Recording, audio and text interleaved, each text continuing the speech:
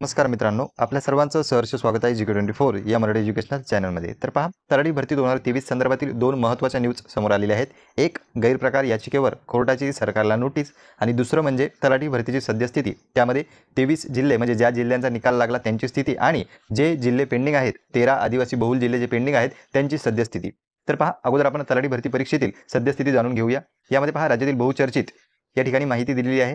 अगोदर निकालाबाबतची की निकालाची प्रक्रिया कशी लागलेली आहे आणि त्यानुसार फेब्रुवारीपर्यंत कोणकोणत्या प्रक्रिया पूर्ण करण्यात येणार आहे। तर पहा, निवड यादीतील उमेदवारांची वैद्यकीय तपासणी, त्यानंतर कागदपत्रे, त्यानंतर चारित्र्य पडताळणी सुरू करण्यात आलेली आहे। ही प्रक्रिया 15 फेब्रुवारीपर्यंत पूर्ण करण्यात येणार असून त्यानंतर संबंधित उमेदवारांना नियुक्तीपत्रे वाटप होणार आहेत। म्हणजे पहा, ज्या उमेदवारांचं निवड यादीत नाव आलेलं आहे आता त्यांची वैद्यकीय तपासणी, चारित्र्य पडताळणी, कागदपत्रे तपासणी हे होणार असून त्यानंतर त्यांना नियुक्तीपत्रे जे आहेत ते देण्यात येतील आणि हे सर्व प्रक्रिया पूर्ण करण्याची दिनांक आहे 15 फेब्रुवारीपर्यंत। त्यानंतर पहा, इथे पाहू शकता तुम्ही 23 जानेवारी रोजी रात्री उशिरापर्यंत राज्यातील 23 जिल्ह्यांमधील निवड आणि प्रतीक्षा यादी प्रसिद्ध करण्यात आली। या याद्या संबंधित जिल्ह्यातील जिल्हा निवड समितीने तयार केलेल्या आहेत। उर्वरित आदिवासी बहुल म्हणजे पहा, या ठिकाणी आदिवासी बहुल 13 जिल्ह्यांमधील निवड यादी तयार करण्याचे काम संबंधित जिल्ह्यातील जिल्हा निवड समित्यांमार्फत सामान्य प्रशासन विभागाच्या पुढील आदेशानंतर करण्यात येणार आहे। म्हणजे पहा, जेव्हा सामान्य प्रशासन विभागाचा आदेश मिळेल त्यानंतर जिल्ह्यातील जिल्हा निवड समित्यांमार्फत याद्या तयार करण्यात येणार आहे। म्हणजे यावरून आपल्याला असं दिसतंय की सध्या 13 जिल्ह्यांबाबत कोणतीही प्रक्रिया सुरू नाही, कारण की पहा, या ठिकाणी तुम्ही पाहू शकता सामान्य प्रशासन विभागाच्या पुढील आदेशानंतर म्हणजे आदेश आल्याच्या नंतर तयार करण्यात येणार आहे, म्हणजे अजून तयार झालेल्या नाहीत। त्यानंतर पहा, याबाबत प्रभारी अप्पर जमाबंदी आयुक्त सरिता नरके वैद्यकीय तपासणी, कागदपत्रे पडताळणी, चारित्र्य पडताळणी आदी प्रक्रिया सुरू आहेत। कोणाची? ज्यांचे निकाल लागलेले आहेत त्यांची, म्हणजे 23 जिल्ह्यांची। त्यानंतर पहा, कागदपत्रे पडताळणीत उभे आणि समांतर, या ठिकाणी तुम्ही पाहू शकता कागदपत्रे पडताळणीत उभे आणि समांतर आरक्षण असे दोन भाग केलेले आहेत। म्हणजे एक कॅटेगरी असते आपली SC ST ओपन OBC आणि त्यानंतर समांतर आरक्षण असते महिला, एक सर्व्हिसमॅन, स्पोर्ट पर्सन, प्रकल्पग्रस्त, भूकंपग्रस्त असे। तर पहा, दोन भाग केलेले आहेत, त्यासाठी वेगवेगळ्या प्रकारची कागदपत्रे असतात, ती कागदपत्रे तपासण्यात येत आहेत। परीक्षेला जाताना उमेदवारांनी जो अंगठा यंत्रावर दिलेला आहे, निवड झालेल्या उमेदवाराचा आणखी एकदा अंगठा घेऊन परीक्षेला बसलेला आणि निवड झालेला उमेदवार तोच आहे किंवा कसे हे तपासण्यात येणार आहे। ही प्रक्रिया 1 फेब्रुवारीपासून सुरू केली असून 15 फेब्रुवारीपर्यंत ही प्रक्रिया पूर्ण करण्यात येणार आहे। म्हणजे या ठिकाणी पहा, तुमची बायोमेट्रिक तपासणी सुद्धा होत आहे, त्यामध्ये तुमचा अंगठा जो आहे तो स्कॅन केलेला दिसतो, म्हणजे परीक्षेच्या वेळी जो तुमचा अंगठा स्कॅन करण्यात आलेला होता तो या ठिकाणी पुन्हा घेण्यात येत आहे।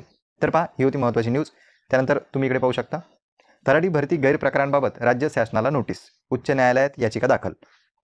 तर पहा, मुंबई उच्च न्यायालयाच्या नागपूर खंडपीठाने मंगळवारी तलाठी भरतीत गैरप्रकारांना आरोप करणाऱ्या याचिकेवर राज्य सरकारला म्हणणे मांडण्यासाठी नोटीस जारी केलेली आहे। म्हणजे या ठिकाणी गैरप्रकारांबाबत याचिका दाखल झाली होती उच्च न्यायालयात, त्यानंतर न्यायालयाने सरकारला म्हणणे मांडण्यासाठी नोटीस जारी केलेली आहे। त्यासाठी 4 आठवड्यांची मुदत खंडपीठाने दिलेली आहे। म्हणजे पहा, खंडपीठाने या ठिकाणी 4 आठवड्यांची मुदत दिलेली आहे। स्पर्धा परीक्षा समन्वय समितीने ही याचिका दाखल केलेली आहे। तर पहा, याचिकाकर्ता कोण आहेत? स्पर्धा परीक्षा समन्वय समिती।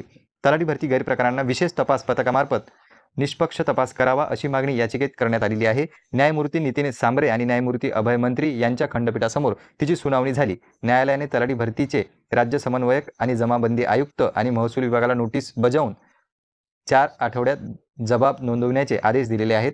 तलाठी भरती परीक्षा 17 ऑगस्ट ते 14 सप्टेंबर 2023 या कालावधीत 3 टप्प्यात 57 सत्रांमध्ये घेण्यात आली होती। या परीक्षेत तलाठी पदासाठी राज्यभरातून 10,41,713 परीक्षार्थींनी अर्ज दाखल केले होते।